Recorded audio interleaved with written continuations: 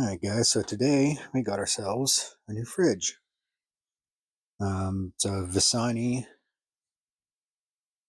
let's see here, there it is. A Visani 10.1 cubic foot electric fridge.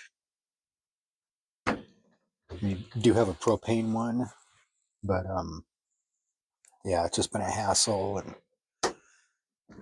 being from 1986, it's definitely not very efficient, even on propane, so I decided to go ahead and get a little electric one. We got plenty of solar now, so I had this thing running, and we'll go ahead and check on the power usage.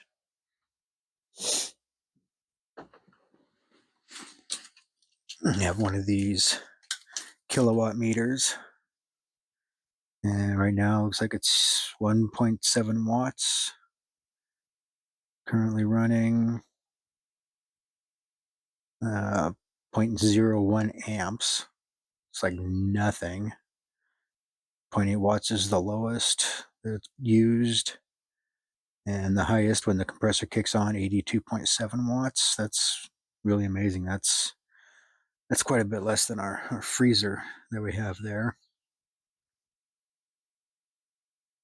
Holding steady about 1.72 watts. So we're going to get this thing in.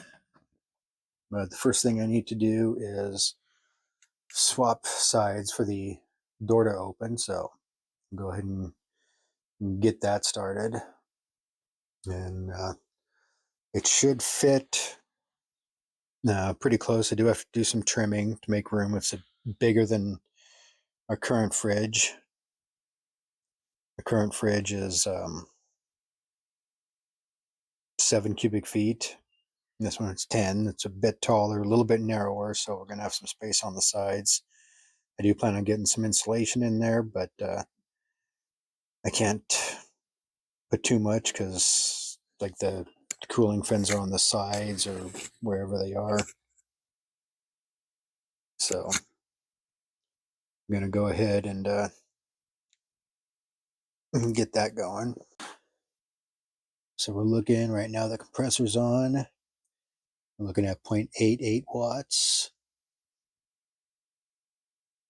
The highest is 100 watts for kick on the compressor. Sorry.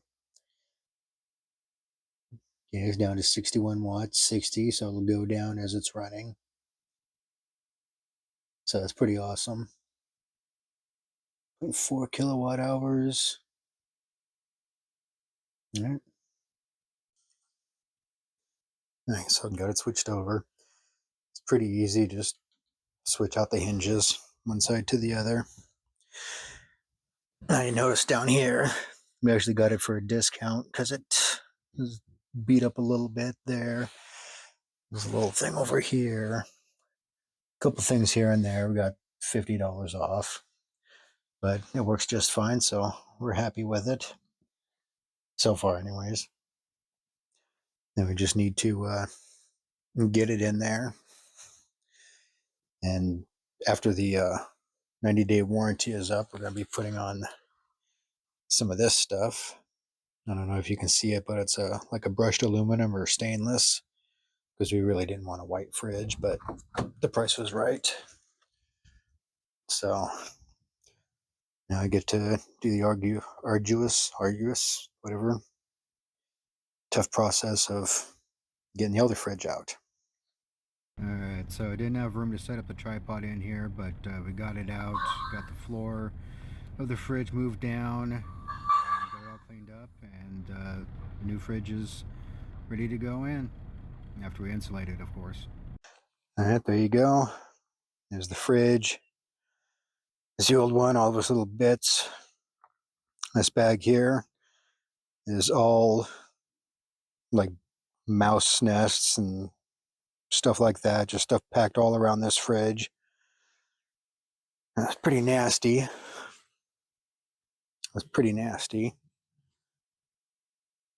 There's just a little bit there. It worked really well considering. Maybe it's just the mice were helping out with natural insulation. And anyways, there's that. Time to get the other one in. There's really not a bunch of room in there, so I'm not going to be recording. Not enough room to put up a tripod or anything, so a good portion of it's not going to be recorded. But anyways, I'll load this guy up tomorrow in the truck and get it hauled off to the dump.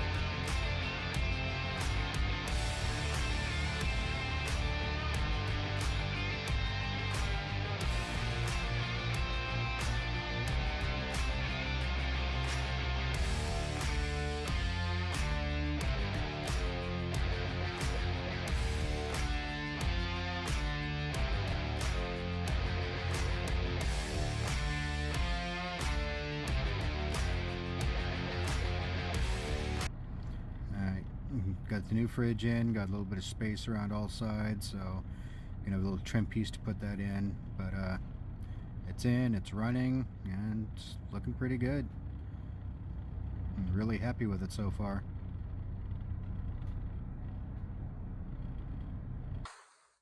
Alright, so I've had this meter on here for about 24 hours.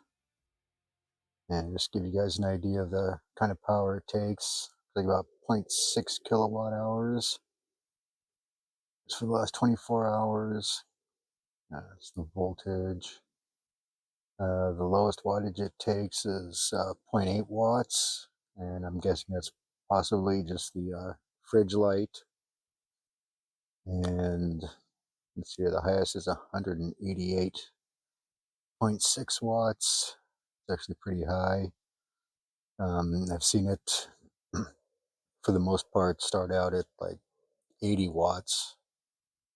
I'm not sure why it went so high this time. I've been watching it as much as I can. I go to work during the day.